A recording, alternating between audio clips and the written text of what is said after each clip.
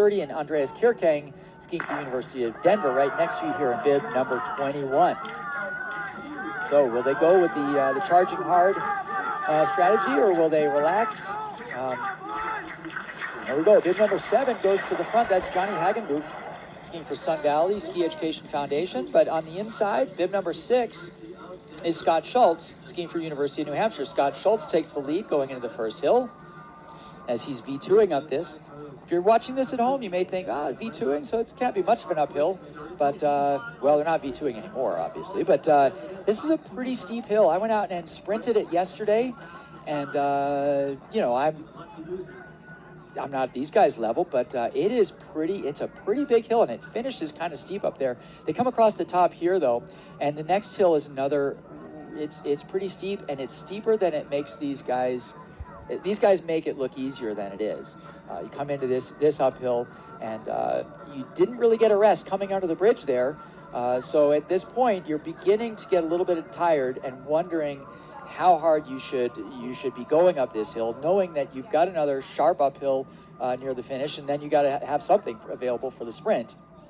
And so it looks like these guys kind of going easy here. This is the University of New Hampshire skier Scott Schulz in the lead, and he was looking over his shoulder as he skied past Magnus Bø, the Norwegian skier skiing for University of Colorado, as they come down into the downhill. And here's where we've seen some differences in ski speed. Magnus Bø in second, Scott Schulz still in the lead and maintaining that lead. So I think Scott Schulz with really pretty fast skis out here.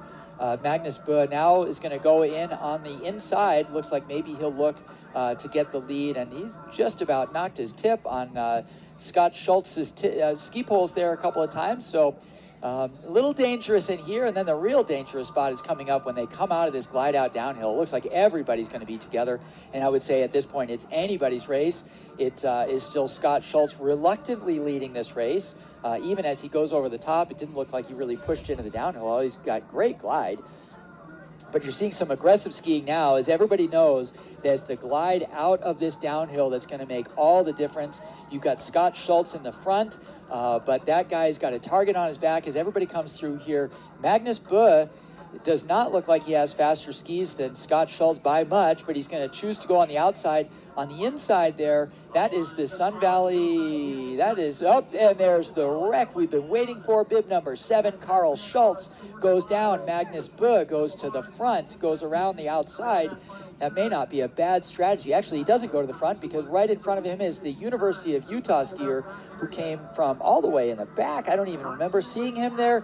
Noel Keefe. Noel Keefe goes to the front. He's a good sprinter. Magnus Bø coming up beside him, but with a big sprint. Way over on skier's right is bib number 10. That's Johnny Hagenbuch. And on the other side, bib number 21, Andreas Kirkang is not out of it either.